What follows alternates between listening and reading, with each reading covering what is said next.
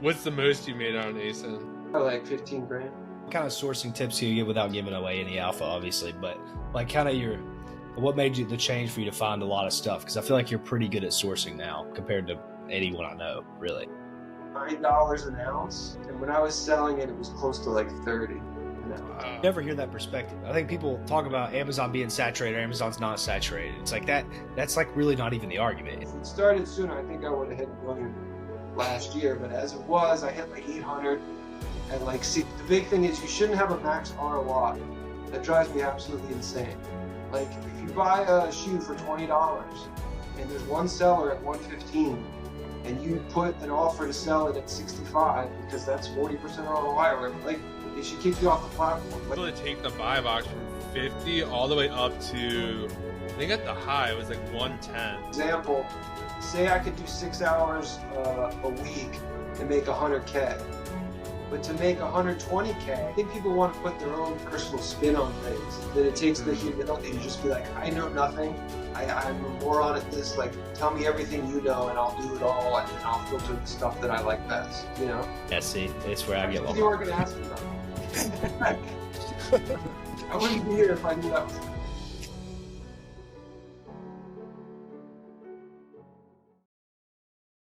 What's up, everybody? No fancy intro. This is Rick. He came to me at about 20K in sales February of last year. Did about 45K profit on Amazon in December. He runs a consulting company by himself, and he has some really cool stories on trading stock back in his 20s.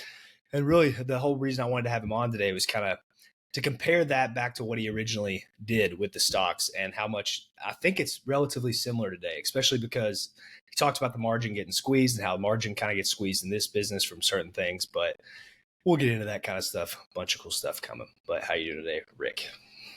I'm doing great. Thanks for having me on, guys. Yeah, thanks for being here. For sure. Do you want to start with the first question, John, or me? You start with it. Yeah, so first, I guess give us a little story about what kind of got you into Amazon in general, and then how you ended up meeting me. Sure. So if I go through kind of career-wise, the Amazon comes into that. So I'll start like probably in 2000 or 2001, I started trading stocks. I had some buddies who were in New York who were just day trading. And this was right after the tech bubble. So like in the 1990s, the market was kind of going crazy. And then it was the first time you could trade online. And so it was like a big opportunity. That technology enabled this new windfall, kind of similar to Amazon. And so the first guys in were making loot. So I started doing that in 2001. I moved to New York with a $500 deposit check for my account and a bag of clothes and a container that would cook ramen because that's what I had. And so I moved in with my two buddies. They had a railroad apartment, which if you know, you walk in, there's a common room with a couch and the kitchen. And then on either side, there are bedrooms that have windows. But the common room doesn't have a window. And so I slept on the couch in there for the first couple months. They said, don't expect to make money for a year. I made money the first month, and every month after that for about 9 years I did it.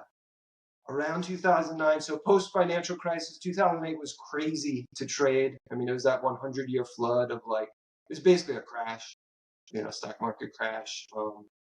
And then so I kind of diversified. I started another business, tried a few things, and I have the business that I have now. I started in like 2010, and I kept going with that one. That one's been profitable, and that's what I mostly do. So Amazon's kind of been like a nights and weekends type thing. But basically, so in 2008, if you watch the market up close, it was terrifying. Like stocks were just like Citigroup or Citibank or whatever went from $50 to $1. And like Bear Stearns went from $80 on a Sunday night to $2 on Monday morning. Like things just blew up completely. And like it was insane. And so I thought the whole thing was going to collapse. Like I thought we were going back to like Mad Max. So I went out and bought a couple giant bags of silver coins. And I thought I would need that for like barter or whatever. So I guess I was wrong, or maybe just early, still could happen, I guess. But so I kind of forgot about it. And in 2021, we're looking to move. We're trying to buy a bigger house.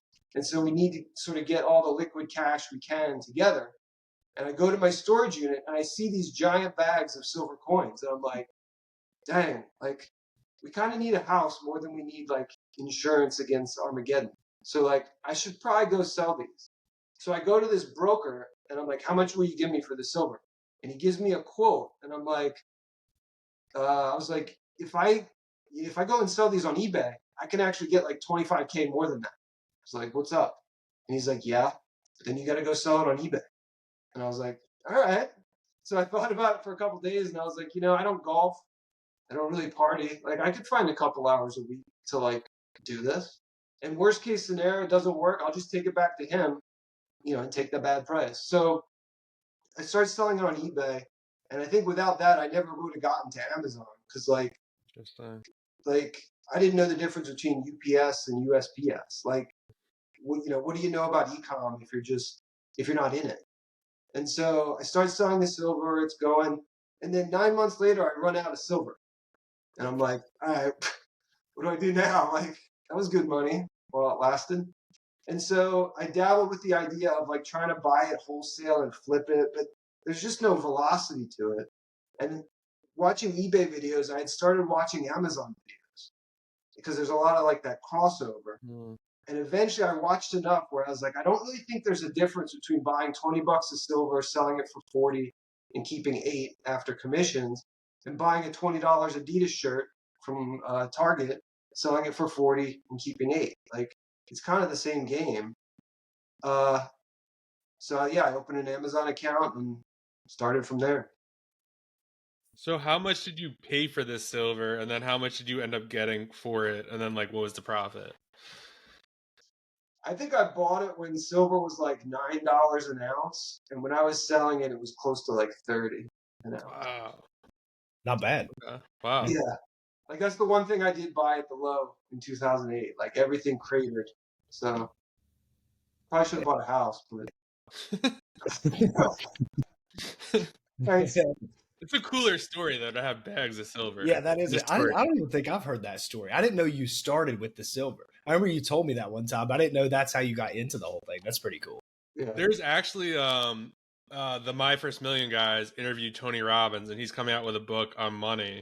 And he said like there was some guy he interviewed who bought as many nickels as he could because it's something like a nickel costs like 10 cents to make and only costs 5. I don't know what the math is, but he's like eventually like this is the safest investment ever, and I'm just gonna hold on. He bought like 20 million nickels or something crazy. Yeah, I think it's like there's 9 cents worth of nickel metal in nickel. Yeah, we had a couple bags of nickels in the basement too. I think my wife took them back to the bank one day. So one interesting thing from that stock stuff that I found, like, I remember you telling me this story. I was so intrigued. We were on some kind of discussion about margin in general, and you said that some margin play happened in the stock market where a bunch of people lost a bunch of money in one day. Can you tell that kind of story if you remember what I'm talking about there? It was like every year somebody would do something and it didn't work out like that again. We'd make a bunch of money in one day. Yeah, and then it stopped one year or something. Yeah. So going back to the beginning, well, in general, when you talk about stocks, most of the action happens either on the open or the close of the market at 9:30 or 4. You really just want to trade the first and the last hour because that's when all the volume is there. Like in the middle of the day, there's not enough volume for it to make sense to be actively trading for the most part. And so what happens is these guys get orders. A broker gets a client and he's like, I need to sell 100,000 shares of this stock. And today what they can do is they feed it into a machine and the machine sells like 100 shares every couple minutes. And maybe they even use AI to get the best pricing. But back then it was just people and like a few people on computers. So like it wasn't as efficient. And so a lot of times what they would do is they'd be like, all right, the broker would sell like 1,000 shares every so often. And then he'd be like, all right, it's almost the close. I'm just going to dump the rest. I got to sell the rest of this 50,000 on the close. And obviously, if you have to sell a lot at once, you're not going to get the same price, right? It's like the same thing with any sort of inventory purchase. Like if I'm going to take on more risk of more shares or stock or whatever, like you got to give me a discount.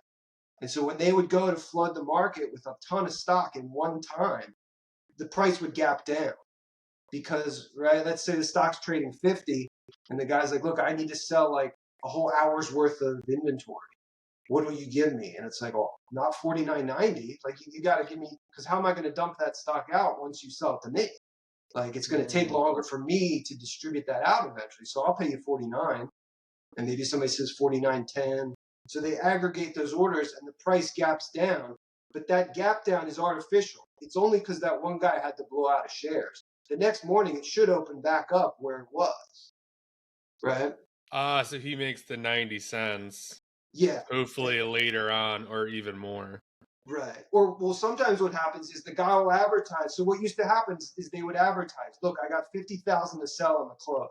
And what we would all do is just start selling right away and then buy it back on the close. And we would make we would make whatever the gap was. Got it. And so there was one day a year where all the indices had to rebalance. And it still happens, but it's not as instantaneously profitable. But basically what would happen is, you have the S&P 500 and the S&P Mid-Cap 400 and all these. Well, as stocks grow and shrink, they move in and out of the indices. And all the index funds that track the indices have to rebalance their portfolios. And they don't know how much to rebalance until like the day of almost. And so at the close, sometimes they have to either buy or sell like a week's worth of stock in 10 minutes or whatever. And so say the stock trades like 1 million shares a day. This one day you had on the close, somebody needed to buy 3 million shares. And like, it didn't matter. You can't get that volume without gapping it up like 3 points to gather enough people who want to sell it.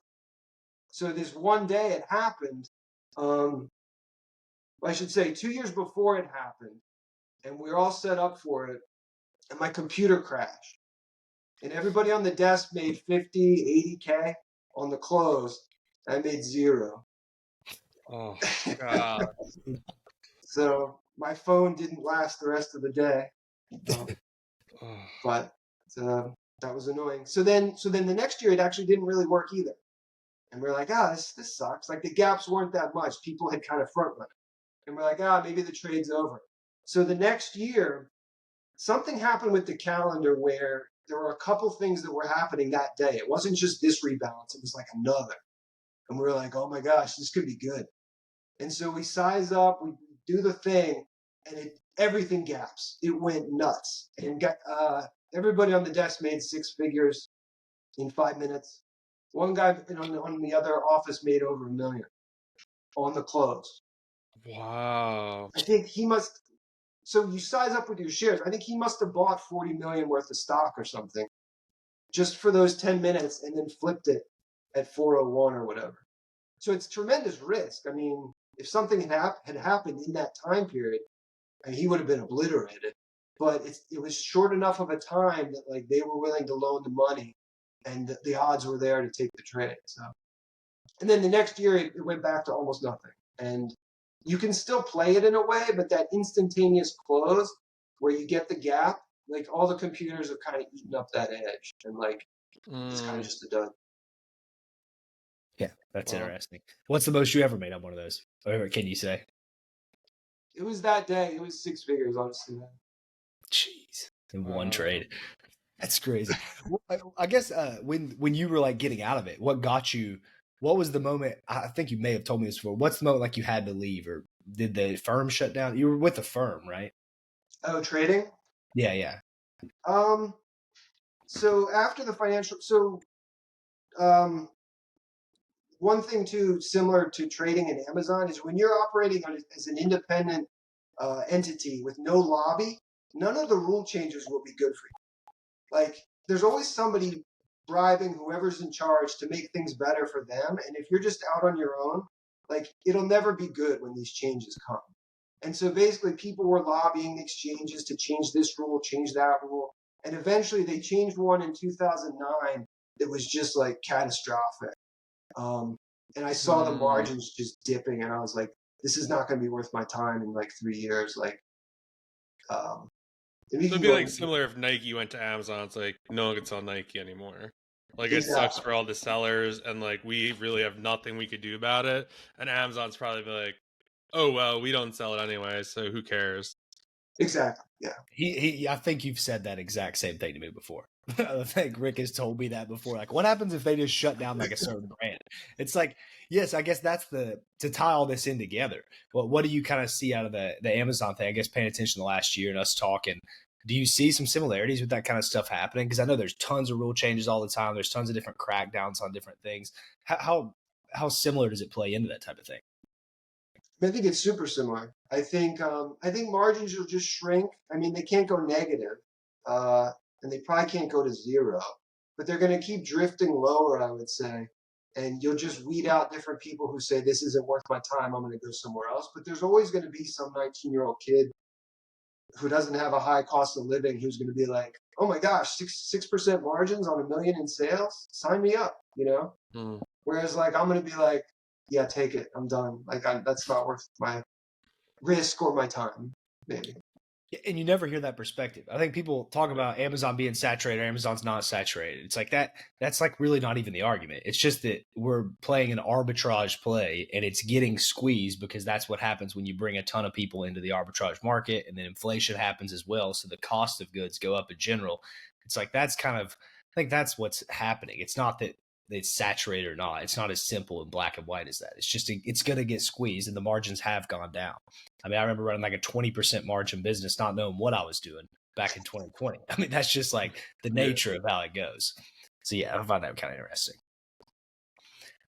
So what would you say is the optimal strategy for people? If you had to give like an optimal strategy for someone to diversify their risk and squeeze the most margin out of it, and it can be, what I've taught you as well, but like, what do you think's the biggest thing to diversify the risk? I mean, I think like if you have a day job you don't mind, and especially if it pays your health insurance, like don't quit. Like do this as much as you can, nights and weekends, but like don't reorient your whole life around Amazon and plan out for 10 years of this, because it might only last 7 or 5 or 3. You know what I mean? Like don't put all your eggs in this basket. But like keep buying stuff, keep getting better at it. There's still a lot of meat on the bone, but like you wouldn't want to have all your risk in there. And same thing with like the money you've made. Like don't 100% reinvest. And even some of the guys on RBOPs have talked about that. Some of those big guys, like they'll get asked, like, what happens if this all shuts down tomorrow? And I think the one guy said, that's fine because I only have this small percent of what I've made in the whole game still there. And I've already mentally dealt with the possibility that that's gone. And so I think you kind of have to walk yourself through that scenario. Like, what if all my inventory, not even like a deactivation or something, but what if it all just started like tanking hard and you're break even or losing on your inventory? Like, what would you do? And if that's going to be catastrophic for you, like you need to reorient your finances and your time. That's a really good point, because I actually listened to their last call when I was doing something, and they're like, someone was just like, a lot of the questions were like, oh, like how should I leverage, or like how many credit cards should I open? And they're like, no, like you have to pay down the credit cards. Like I forgot who it was, but they were just like, yeah, I pay them down. Like I take daily payouts, and usually I will pay down the credit card, even though like the bank balance goes down. Like I don't want a ton of risk and be like totally lopsided should something happen. And it is like risky. Like it's just crazy to think like how much money, like some of the Q4 payouts I got, like to think I let it go that long. I should have just been like taking it every day, because you never know. At least like if you take it every day and then something happens, at least you have that cash out and you could like figure out what to do with the inventory later.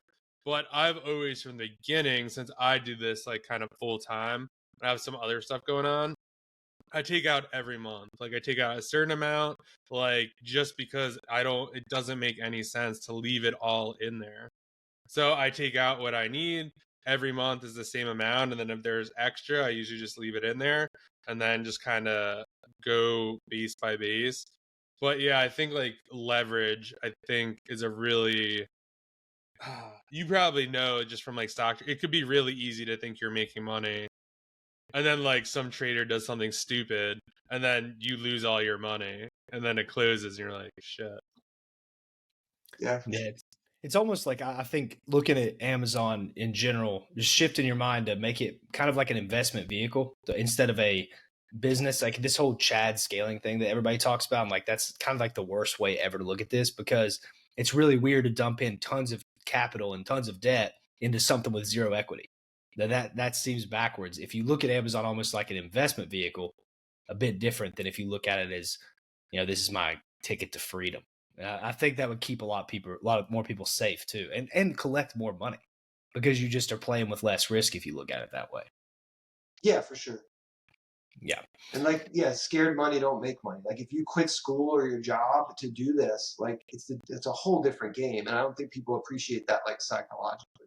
Because like, imagine the days when sales aren't great, and this is like, all you have is like, for me, that would be like too much stress, Yeah, that's a hard thing too. It's like you could say you control it, but like really, if you needed to make money, your only move would be to lower it, lower your prices, Yep. or advertise. It's essentially the same difference. You're just taking less profit. Yep.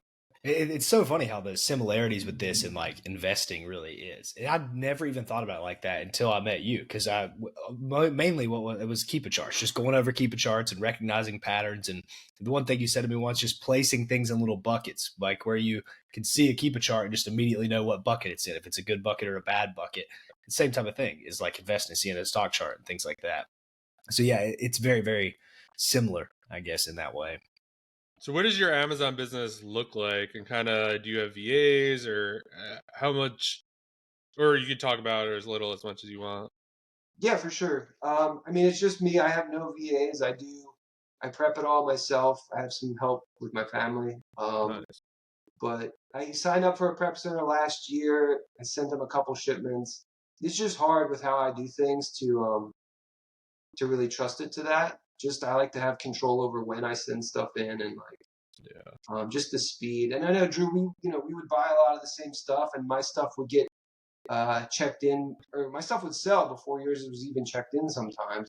Constantly. Like, yeah, during Q4, like stuff would come and I'd prep it and ship it out that afternoon or that night. And I think that was an edge I had, that really helped.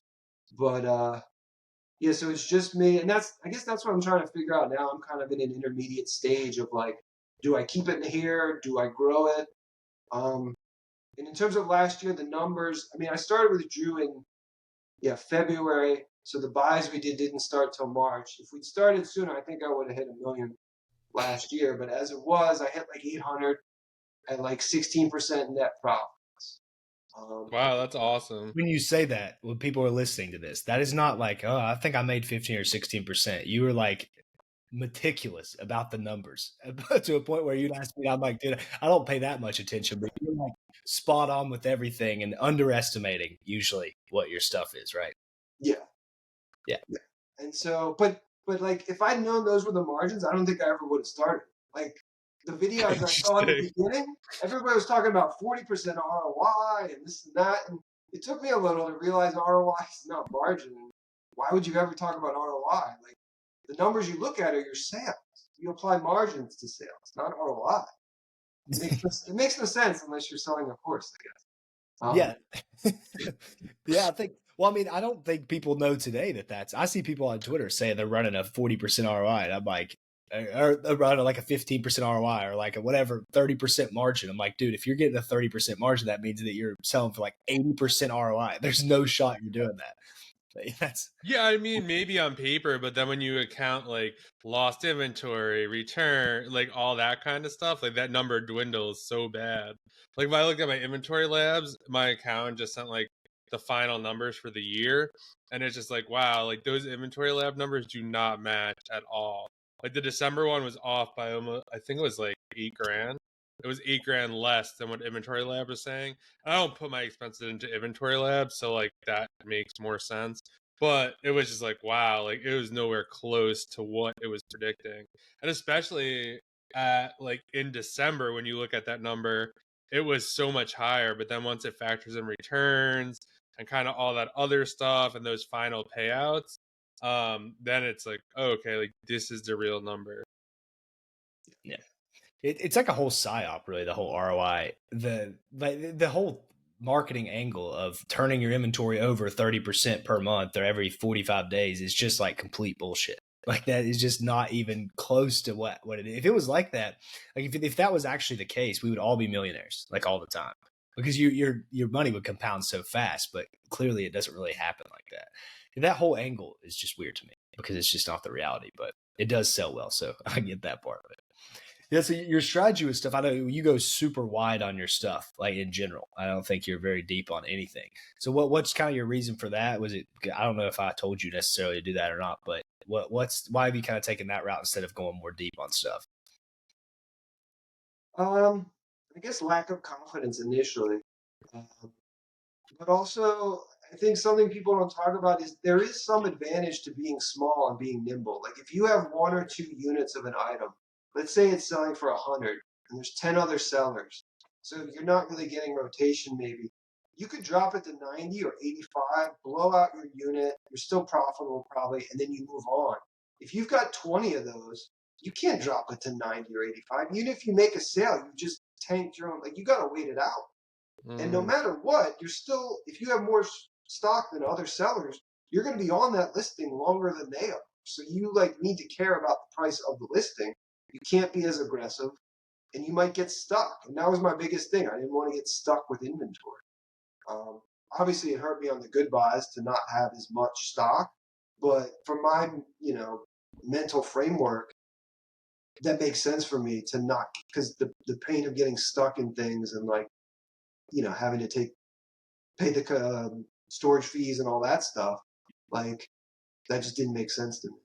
Yeah, I'm stuck on some stuff right now where it's like, oh, it was so good, and then yeah, I think too, it's like you just can't predict what's going to happen.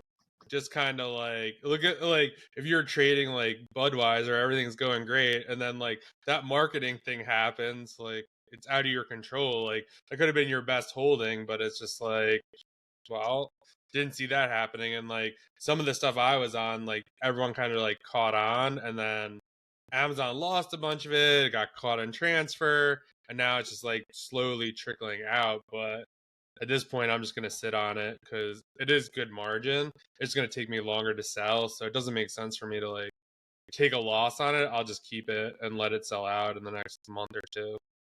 Yeah, and I think a lot of people hold on to stuff for 6 months, a year. I mean, I've done this with stuff. It's like it'll eventually recover. That's what everybody says. All these listings, you can go back and look at your old listings and they'll recover. That's not true either. A lot of times that stuff never recovers. That the price goes down, and then that's the new standard until everyone sells out, which likely will never happen. Until there's like 2 sellers on it, and then Yeah. everyone else catches on again. And even then, everybody's got a repricer. So it's not like the price is going to jump up unless everybody's using seller snap. There's no way that, the price jumps up to some crazy amount and then both sellers stick there. So yeah, blowing out your inventory quick. I've always said to do that. It's like after you get to a certain point, you just got to emotionally detach yourself and just get rid of the stuff. Because you're losing 100% of your money if you don't. You let it sit there for a year, you're out. Like that's money you don't have in your bank account. So it's better just to lose 10, 15, 20% or whatever and then just get the money back at least. And I also think I was looking at something today. I actually posted on Instagram a reel.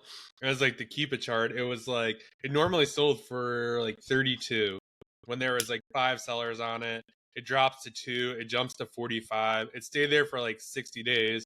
There's only 2 sellers. 8 come on, 9 come on, 10 come on. Now it's coming all the way down. There's like 50 sellers on it now. And the most amount of sellers there's ever been on it was like 20. So everyone's probably in their head, they see it like, oh, it's been like 45 for the last 2 months. Like until everyone comes on. And then they're like, oh, there's only been a max 20 people on here historically. But now here we are at like 54. And you just see that thing like, it will be under 32. Like the lowest price it's ever sold for. It'll probably be in the 28s in the next, I don't know, week, 2 weeks.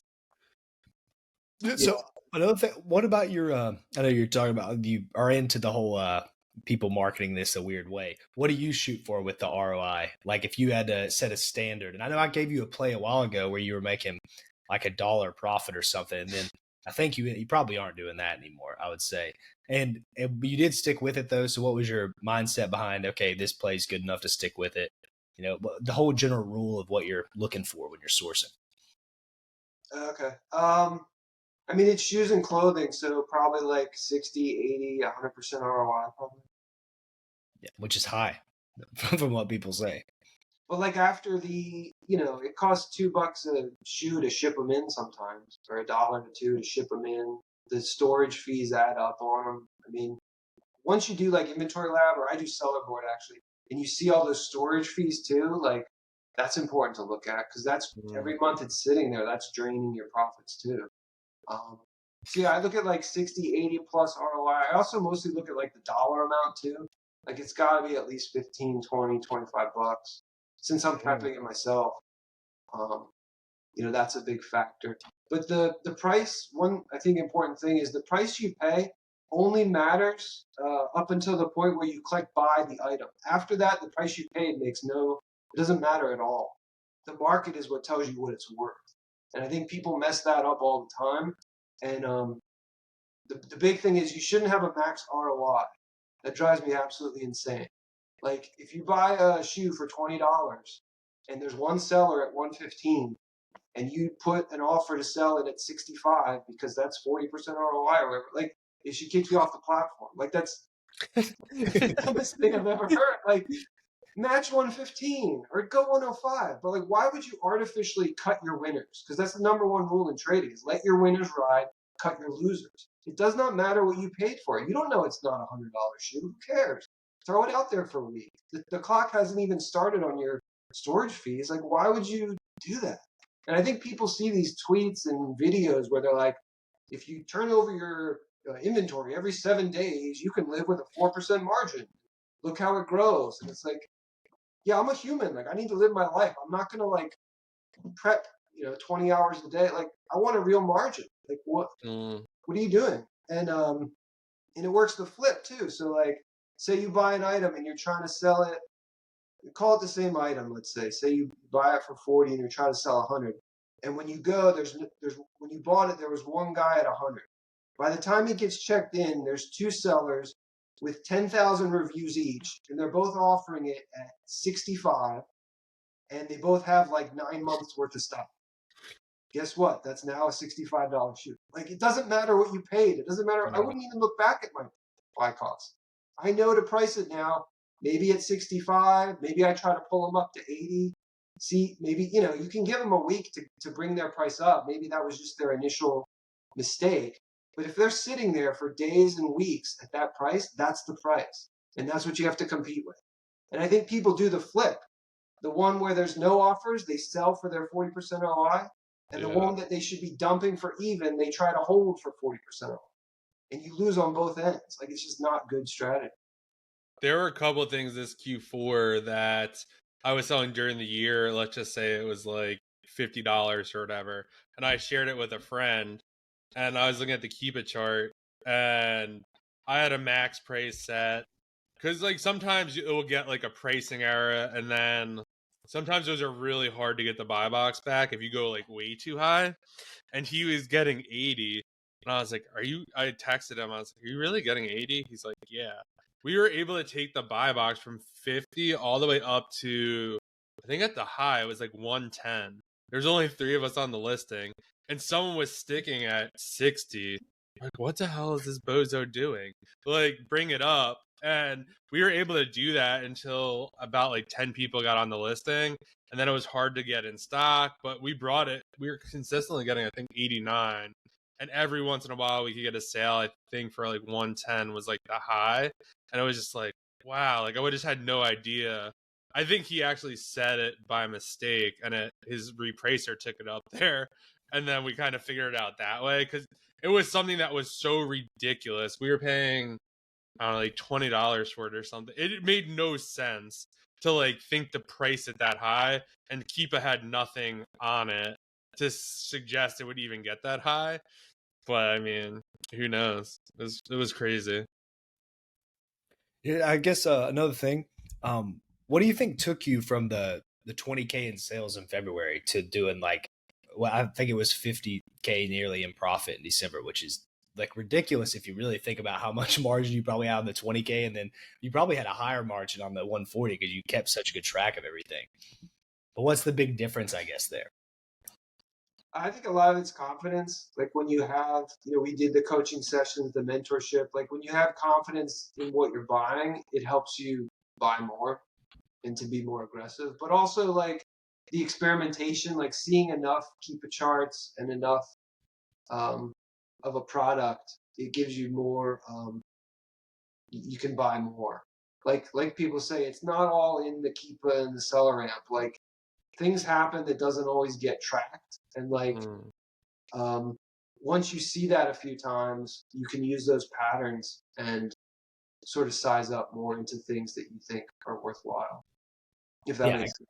Yeah, I think that's kind of like my secret type of stuff. It's like people are like, well, that data's not there. And I'm like, I don't care. Like that's not, if you buy it, you'll see different data, which I think a lot of people don't know, whether it's about selling against Amazon or buy box percentages in general. A lot of the times that stuff, I don't know why that doesn't get tracked specifically, but it's almost like I hear people give advice and I'm like, man, if you just took the opposite advice of everything that person said, you could probably run a pretty profitable business. But I guess if you don't, I think Amazon actually hides the data, because that item I was just talking about in Q4, it never showed the spikes until like into 100. I think it's like, not that you know how they get accused of like price gouging.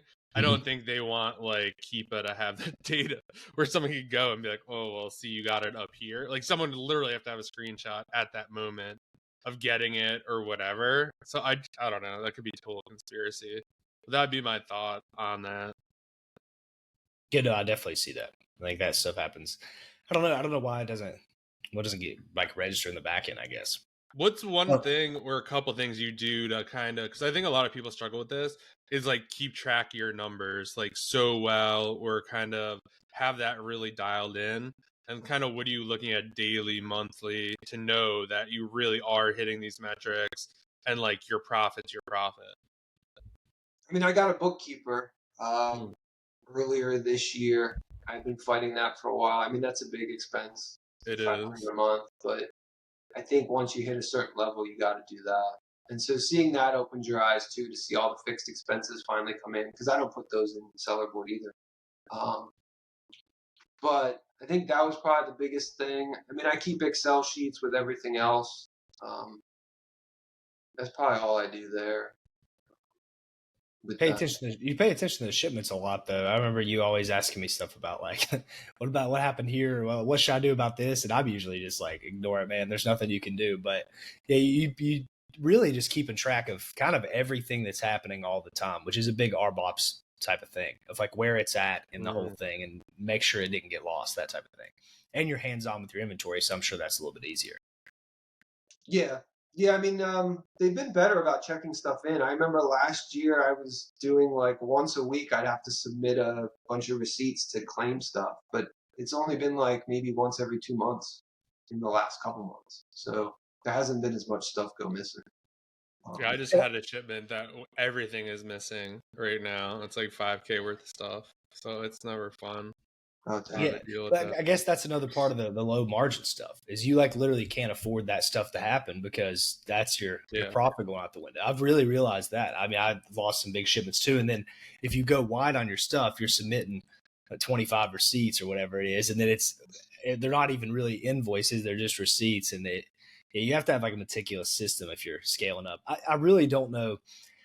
Maybe it's just my inexperience with running like a company, but how these guys do millions of dollars a month and then keep track of all that stuff, that blows my mind, because that they have to be having the problems we have times like 40, That was always one of my biggest things, which I stopped doing. I remember when I was buying a lot of apparel from Kohl's, it would go out of stock, and it'd be like, oh, like one came in stock, and I just add one to the order, and it's all like ones, twos, threes, four. And then like when it came time when they lost them or whatever, to like reconcile that and submit all the invoices, where like Amazon doesn't understand. It's like, oh, it's just this ace and that's missing. It's like a 1. And then it's another invoice at 3. I was like, never again. Like it has to be like a straight up 10 or like a certain number that makes sense. I thought I was like, oh, I'm getting this, and then it was just turned out to be such a nightmare when it came to reconciling that stuff, because like to walk them through being like, hey, like it's just this one, it's just this one. It's so annoying. So I've always tried to do that or check out just one ASIN per invoice. This way, if it does happen, it's like, oh, here it is. This is everything on it. Because I've never had issues with that. Where it's like, nope, like I ordered 50 of them. This is where it came from. That's it. But it's like when other stuff is on that receipt, I think that's when it gets all screwed up and they can't like wrap their head around it for some reason. I'm glad you brought up the Kohl's thing. So I don't know if you watched our episode where we talked. Did you see where we talked about the Kohl's situation? Have you? Yeah. Yeah. So you were the person I was talking about for anybody that's watched both those things.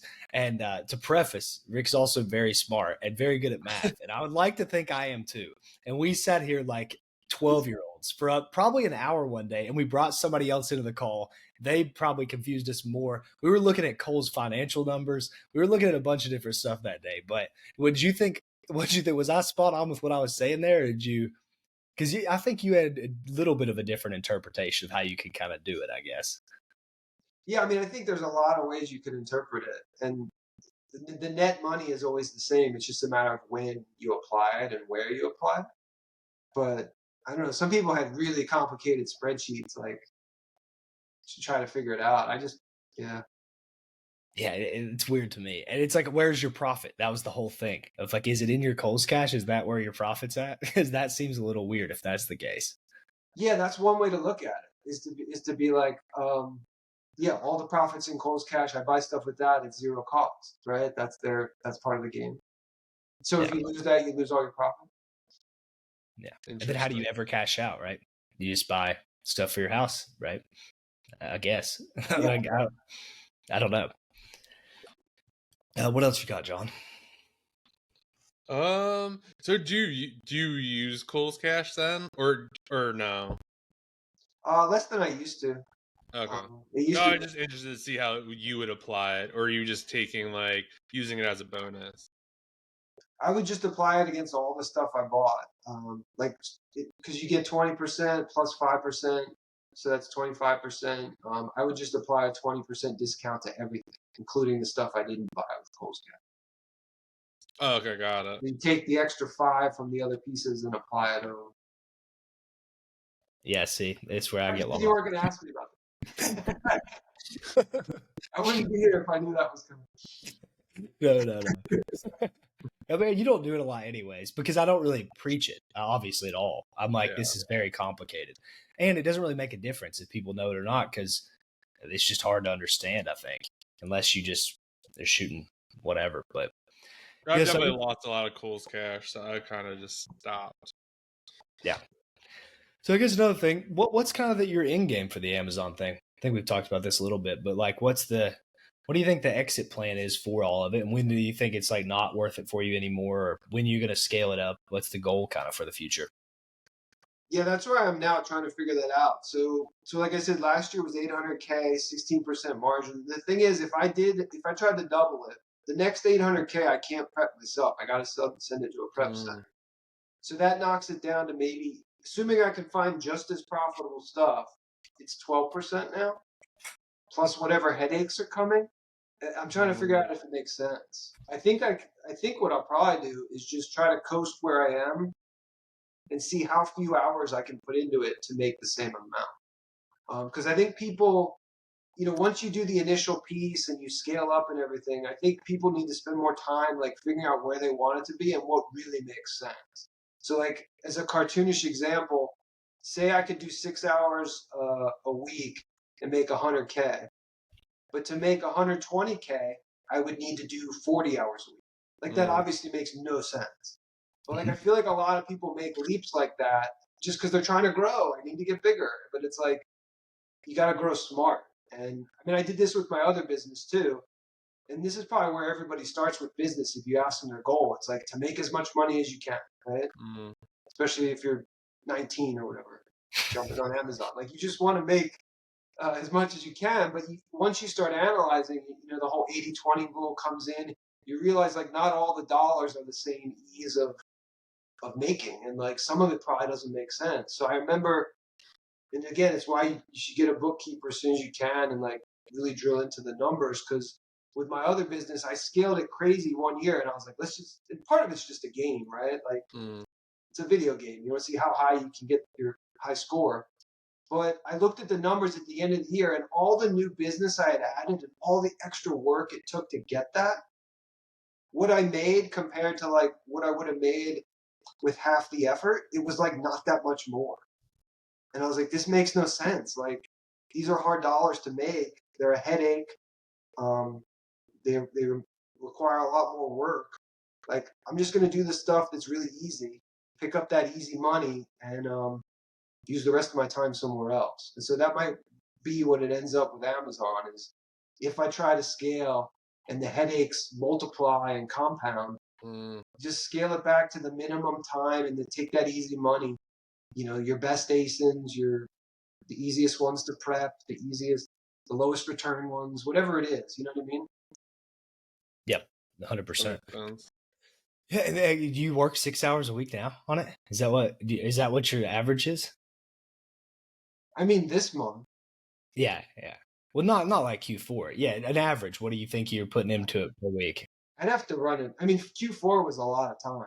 I mean, that was like, you know, but I mean, my other job was flexible. So like Q4, I could take time off. When we did the mentorship, like I cut down my hours at the other place. So I think it's hard to really do the average thing because some months you're kind of all in and then some months you're really It's probably been less than 6 hours this month. Like, you know, you're just still dealing with the overhang from Q4 and a lot of the stuff I bought Black Friday and like Christmas sales. So like sourcing is lower this month, even though sales will probably still be, you know, I mean, a huge drop from December, but on par with other months.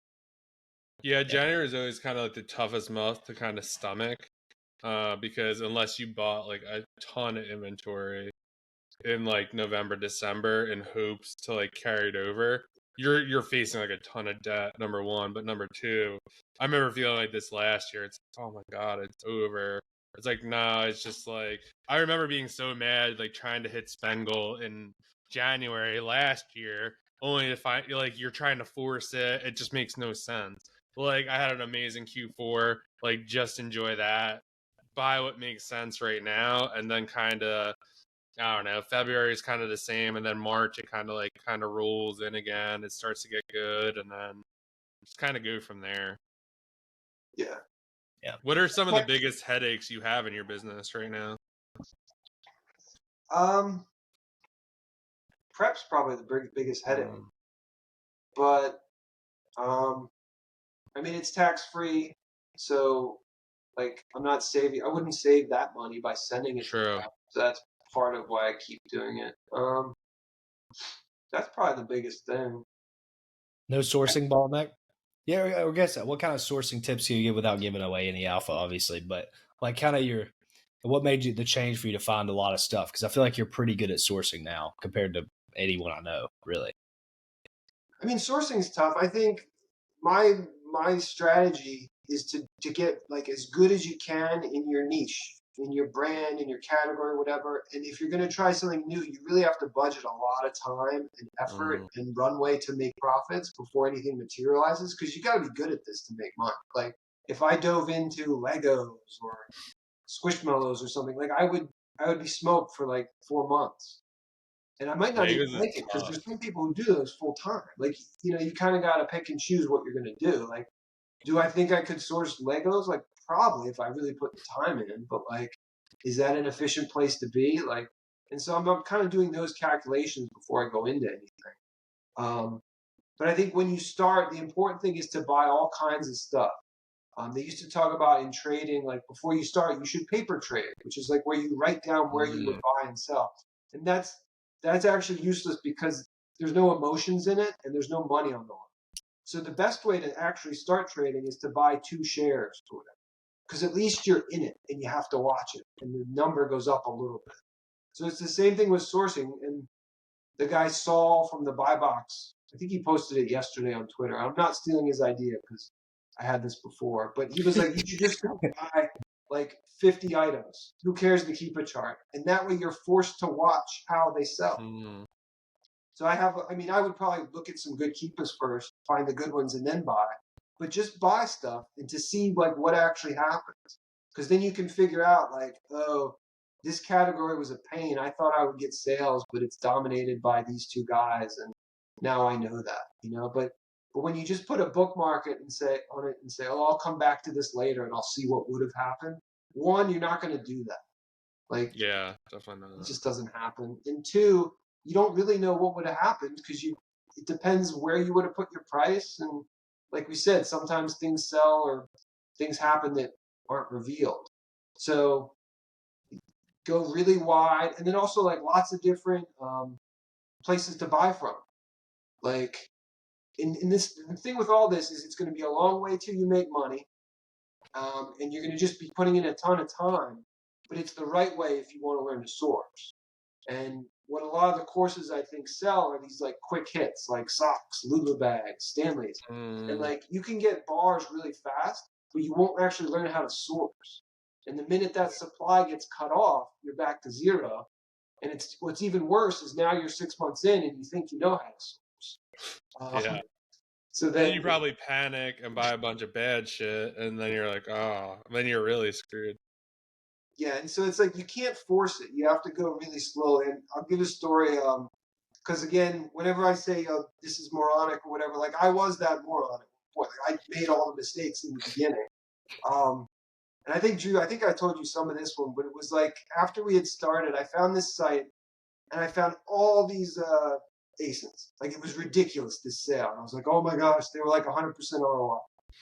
And then there were discounted gift cards, 18%. I was like, oh, this is great. And I think you had told me that you hadn't searched it in a while, but you thought it was a decent site. So I was like, all right, let's go. And what I should have done is just bought 3 items and see what happened. But instead, I carted up 2 orders, $1,000 each, with the gift cards. And an hour later, the first one came back. The whole thing was canceled. Not because I'm a reseller, but because the website doesn't update. Those things were sold like days or weeks before. But I didn't know that about that website. So some websites will update their stock faster than others. So now not only don't I get the money back, it goes back on a gift card, and I got to source this infuriating website for another $1,000 worth of stuff. So that's brutal. So now part 2 is, okay, the other order went through. Week later, I get the items. They were shoes, mostly. They were used. Not lightly used where you could use a magic eraser. Like somebody ran a 10K in the athletic shoes. And somebody wore the work shoes to work for 2 weeks. Like completely unusable. So I have to truck this giant box of 14 used shoes back to this place to get a gift card because I bought it on a gift card. So this like saga, you know, this 40% margin or whatever I thought it was going to be. I mean, it's just weeks of just wasted time, wasted money, because I went too fast. You know, I didn't like stay where I was supposed to be. Yeah, I use a lot of discounted gift cards, and that was kind of one thing I've learned. I've definitely been in that spot, and it's always just like I never buy a gift card usually until I've done a regular order on the site and kind of know. And then even then, I tread like super light. Like I'll try $100. So I remember buying like you waste so much time. I remember I forgot what site it was, but I was like, oh, I had like this like crazy calculation like with the gift cards, with this, with that, and like I'm ready to check out. I've already bought from the site before, and I'm like, okay, here we go, and they're like limit to 2 gift cards, and I was like, shit. Well, because like now the math makes no sense. I've just spent hours like putting this order together. We're so complicated, and now it's like I'm stuck with these gift cards, and the stuff I have doesn't even make sense anymore because the math doesn't work. I was like, oh god, like so annoying. But yeah, I feel like so now I always Google before usually like how many gift cards could you use per checkout. Weirdly enough, some sites are most are like 2. A lot are max like 4 or 5. There are some that will like let you run a bounce and just keep adding them, but for the most part, sites could definitely be finicky, and I'm guessing like because there's probably a lot of fraud and stuff like that. But yeah, I could totally empathize with you with the gift card saga, and it's just like, yeah, now you're like, oh, and now you also have like $1,000, $2,000 of capital that's parked there, and now you're like, oh, like I gotta use it. They usually give you new gift cards, so like they'll give you new numbers, and that it's just such a hassle.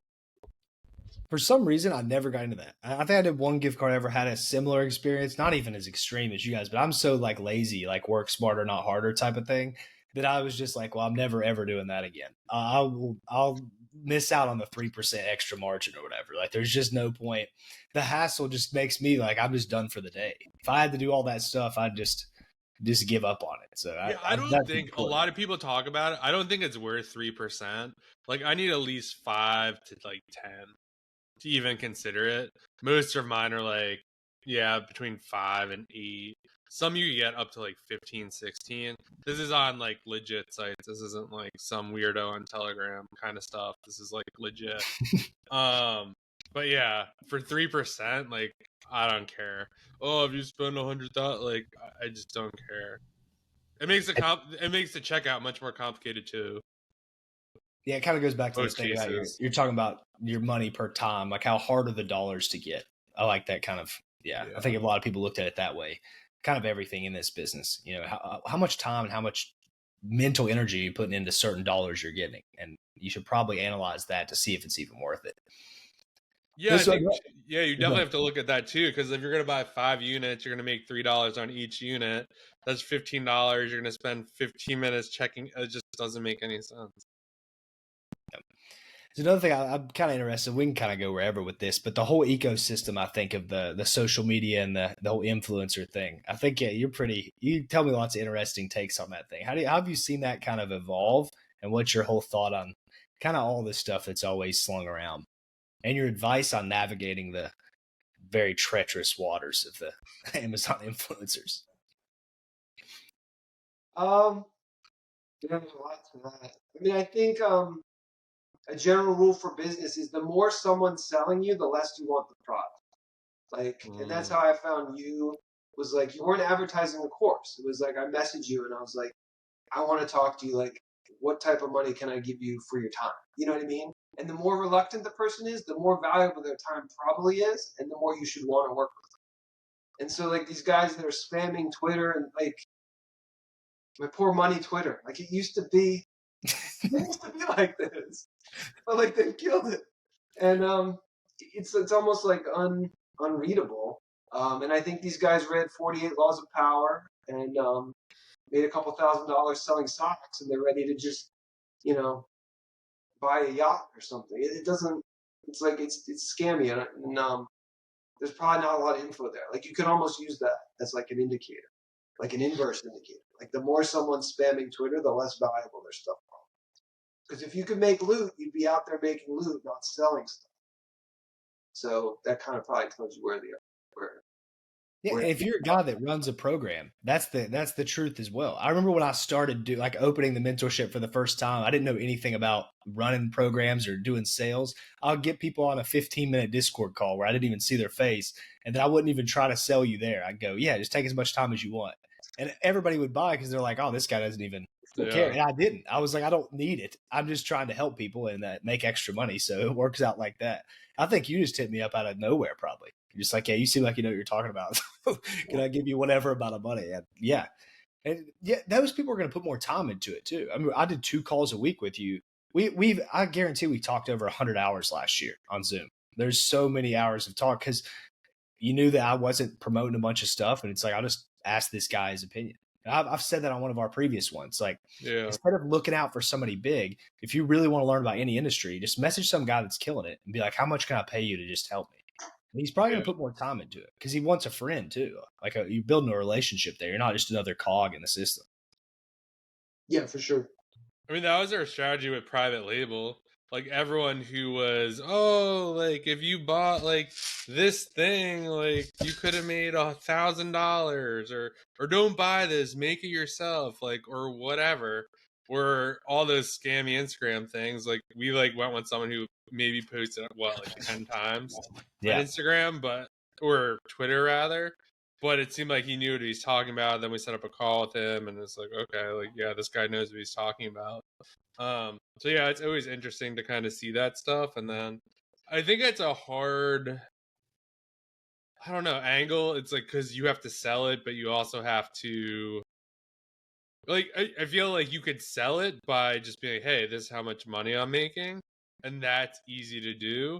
But then it's like you just see these little signs where it's just like, yeah, instead of being like, this is how much.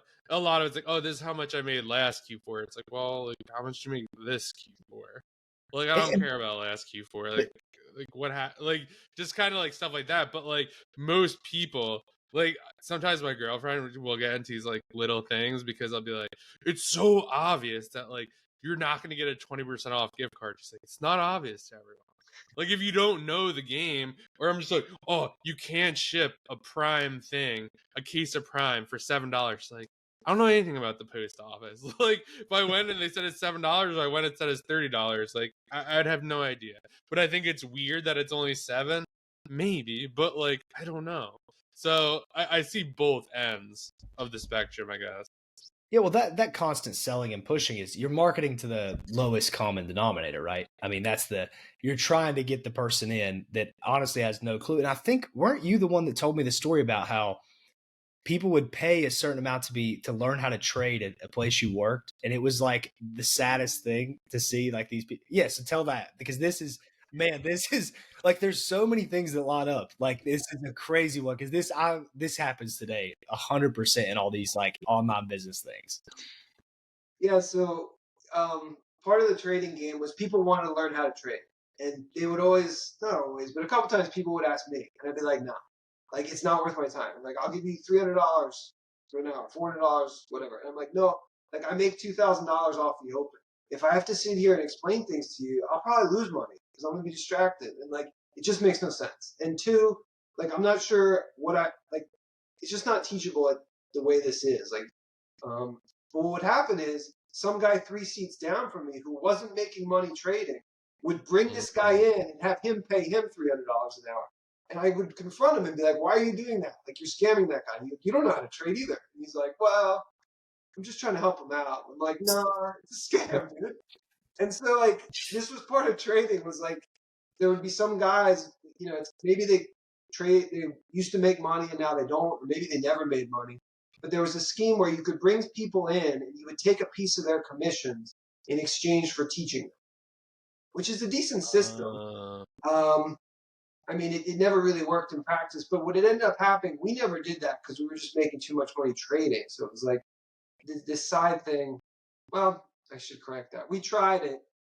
It wasn't as profitable as trading, so we abandoned it. But there was one guy he was like the head of the one office, and he would bring these people in, and they were like retirees. Like the one lady had a cane, and I was like, dude, she's not going to make money. Like the whole office is like guys under the age of 22, like young, hungry, psychopath guys trying to beat the stock market. Like this just doesn't fit. Like, what are you doing? And what would happen is, she'd deposit 10K, she'd lose 5K to the market, she'd pay 5K in commissions, and that guy would take 2 or 3 grand of the commissions, and then she'd go. And I'm just like, dude, like, let her go to the casino. They at least give you free drinks. Like, this is just nothing here for her. But like, guys would do that, and I think that's why the guru thing pisses me off so much. Is because I used to see it like in real life, and it seems predatory to me. And like, you should be able, if you've done the Amazon business, you should be able to talk to somebody, and within 20 minutes know if they're going to make it or not, or within an hour know, if there's any chance they could do it. Because a lot of it's just work ethic, and you can tell that from the questions people ask. Some people just want money, and that's fine. Yeah. But like, if you can suss out that they're not going to be able to look at 1,000 keep charts, and they're going to get tired or bored and just move on, then like, don't take their money. When I did high-end coaching, that was one of the things we did. We had like a Zoom call with everyone. They had to fill out a survey. It's like, how much money do you have to invest in this? And people are like 1,000, 2,000. We're like, this is not for you. Like, not to say anything bad. It's like, we'll help you out, like DM me questions on Instagram or whatever, but like, this is not what you think it is. Like, don't like spend this on inventory. Don't spend this, give this to us, because I think it's like a weird type of model. Like, I'm starting a different kind of business and I'm about to buy a mentorship or stuff like that. But I have a business making money and cash flowing, and if the $2,000 I'm going to spend now, it's not going to cost, like, it's not going to put me out, and I realize it's going to get me there faster. But I think the problem with Amazon is you need money to like buy stuff. So if you give someone $3 or $4 grand and that's all you have to start the business, well, then you're kind of screwed for inventory purposes. And I hate the whole, oh, like, just put it on a card. Like, I don't really kind of jive with that, or get the 0% APR. I think it's great in theory, but if you don't know what you're doing, like, it's the dumbest advice ever. And I get, oh, like, use someone else's money, but I don't know. I spoke to someone bought a coaching call like a month ago and signed up for one of the programs, like one of the popular ones, and they opened the cards and all this other stuff, like, took out an Amazon loan to pay off the credit cards, because the Amazon, like, I'm just like, oh my God, like, you just like hear this stuff and you're just like, Jesus, like, I don't know what they were thinking, but they were obviously sold the dream, and got left holding the bag. Dude, I can't even say how many calls I've been on where people say that. I had this one guy call me. I was sitting by the pool, man. It scares me. I'm like, I don't want to take on this person because, like, yeah, I don't want anything to do with this. Yeah, I had somebody call me and tell me almost the same story. He's like, man, I'm like 9K in debt or so. What do you think? And I'm like, dude, I think it's time to get a job, leave the country, probably. I mean, you're like, what are you going to do? You're 19 years old, man. You better call your parents and beg for some money. But yeah, well, I guess the thing with it is it borderlines, like, it's predatory, but also it's just capitalism. So what's the line there of, is it predatory, or is it just a market being, is it efficient? I don't know. But what's kind of your take there? You think it's just nature of the game, or what? It's a deep philosophical question. That's what we have here. That's what we do here. That's what we do here. I mean, I'm selling on Amazon. I was a trader. I obviously believe in capitalism. I don't know. I guess it comes down to what you can stomach. There's clients I've turned away in my other business because I just didn't think it was gonna work. There's some I've taken where I wasn't sure it was gonna work. It kind of depends on the situation. Like, I can't say it's right or wrong. I don't know. I think that's what you have to look at the end of the day. Like, there's one call we did, and this guy was like, I just called American Express. They gave me 10 grand. Like, this is my last 10 grand. And this guy he had like 60 grand worth of bad inventory, was like refusing to sell it. And he's like, I know you guys could like turn it around for me. And I was like, no. He could not. Like, no. Like, and it's like, come on, like, this is my last 10K. I'm like, I'm not gonna take, like, no, like, just no. And you just gotta look. It's like, this guy's not gonna listen to what we're saying, number one. Number two, he just had VAs. He had like 4 VAs. And he would just buy whatever they sent him. Like, he wouldn't look at the keep and chart. He wouldn't do anything. I'm just like, and he's like, I don't want to do we were doing like a boot camp. It was like 8 weeks.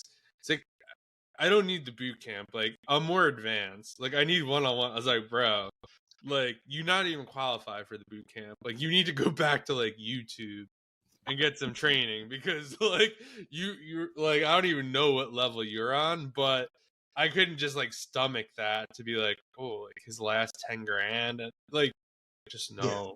Yeah, and I guess the thing is, some people will stomach it.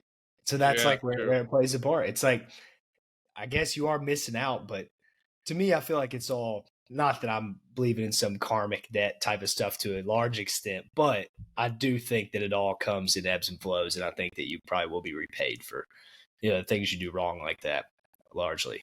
I guess that's the philosophical answer, in my opinion. But, it just depends. Maybe you never get punished. I don't know. I guess it's too, like, could you run a casino? Like, could you be on that other end of that where you're taking people's money? Like, and I don't know, casinos are kind of depressing places to me. Like, it seems predatory in a lot of ways. And I don't think I could do that.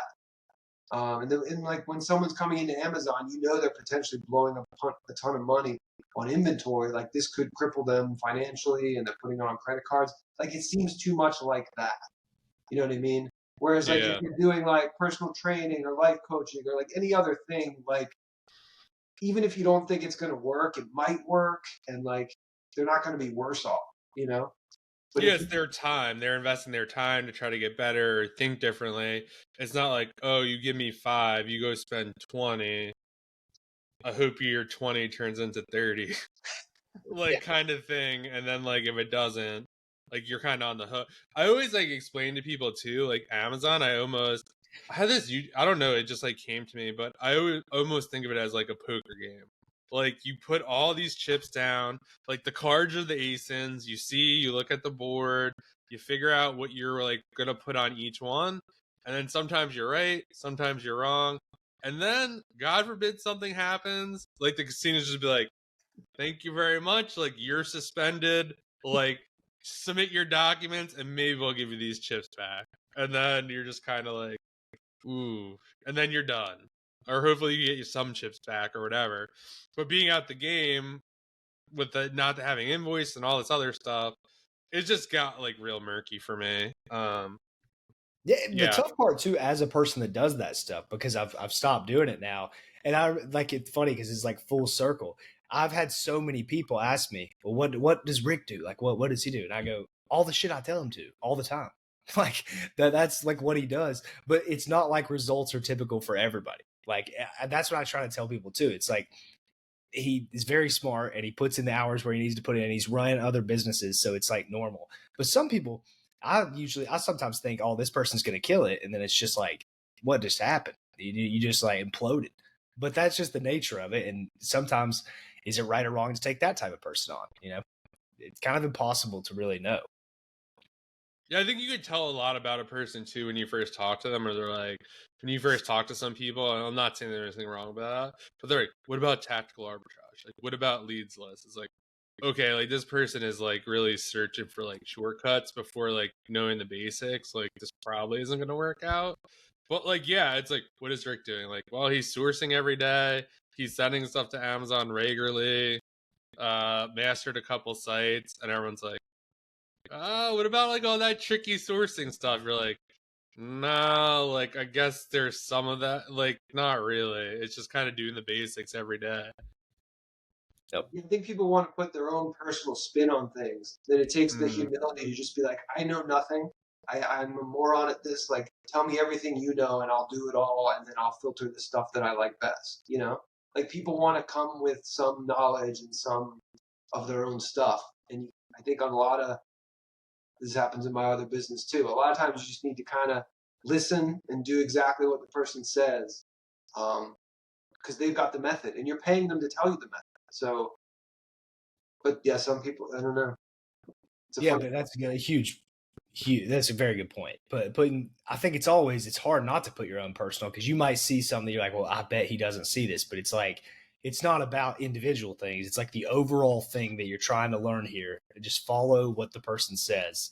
As long as they're not scamming you, they're probably right. And maybe it takes longer, maybe it takes shorter, whatever it is, but just follow the plan. And that's what I try to do too when I pay for stuff. Like, just go in and just listen to everything, do exactly what they say. I'll recheck in 3 months. If it's wrong, then I'll try after that. But yeah. Yeah, well, I agree. Any other big questions? And I've been here for like an hour 15. You got anything, John? I don't think so. Did you write some lightning round stuff down? I did. Did you? Okay, sweet. Yeah. I got some interesting. Okay. Number one, what's the best energy drink for an Amazon seller? So, I mean, you were big on energy drinks. I've recommended you the Gorilla Vine. So, what's the top energy drink for an Amazon seller? Yeah, not a Celsius guy, huh? No. Now the Gorilla Mines are good. Come If on. people don't know about energy drinks, you buy a Monster, you buy a Celsius, there's caffeine in it. Stuff like Gorilla Mine and Ghost, they have things like alpha GPC and these different things, and they're actually good for your brain for like efficiency. Really? Is Yes. there caffeine in it or no? Yeah, a lot of caffeine too, 200 milligrams. But yeah, that's another thing. I think that the market knowledge of that kind of stuff is pretty low. But yeah, a Red Bull and a Monster way different than other energy drinks, whatever. What's your number one tip for a beginner starting to sell on Amazon? Definitely go wide. Try lots of stuff. Try to find somebody who seems honest to help you. Pay them for coaching, and go slow. Don't tell your spouse or family you're going to make $1 million next month. Like, it's going to take time. The runway is longer than any guru is going to tell you. So plan out your finances accordingly so that you don't have to tank your own products and that you can wait for the profits to come. And how long does Amazon have left to where it's worth it for the average person? That one might be hard to answer, but you can try to give a rough one. Or like what you think it would take for, things to change. So this is just a guess, but I don't know, 2 to 3 years at the same level of profitability with declining profitability. So in 4 or 5 years from now, maybe people will be happy with 5 to 7% net margins. I feel like that's where it could settle, but that's a guess. Good stuff. Cool. What's the most you've lost on a single ASIN, and what'd you learn from it? Probably a couple $100. And it was probably, don't sell that brand of sneaker. What's the most you made on an ASIN? Probably like 15 grand. Well, across sizes of things. So, yeah. Yeah, you told me about that one recently. Yeah, that's insane. Wow. And then the last one. What are your thoughts on replens? Do you replen or you just keep buying new stuff? Yeah, I think replens are super important, because if you think about how long it takes you to find an item, if you only sell it once, your dollars per hour is kind of low. But if you can keep selling it, like it only took you one time to source it and now you're selling it for a super long time, like that's a real maximization of like your time. So yeah. Yeah, and then a follow up on that. How do you go about replanning? Because I hear a lot of people, they have their ideas like, well, maybe you buy 5, then you buy 10, then maybe you buy 20, and then sometimes the market falls out. So kind of how do you manage that risk of going all in versus, or you just kind of constantly just buy 20 until it kind of fizzles out? I would base it on like how much I'm selling. Okay. So like if I'm selling 20 a month, then I'll keep buying 20. But if that dwindles to 15, or if the profit goes down, then I'm gonna buy fewer as well.